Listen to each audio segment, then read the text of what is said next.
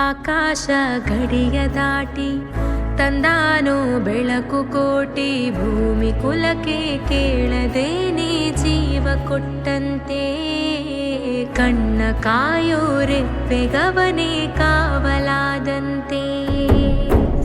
ಮೋಡಾನ ಮಳೆಯ ಮಾಡಿ ನೂರಾರು ಹನಿಯ ಕೂಡಿ, ಕಾದ ನೆಲಕ್ಕೆ ಮುತ್ತ ನೀಡುವ ಜೀವ ಹನಿಯಂತೆ. ಬೆನ್ನ ಹಿಂದೆ ಕಾಣದಂತ ಸೈನ್ಯ ನಿಂತಂತೆ.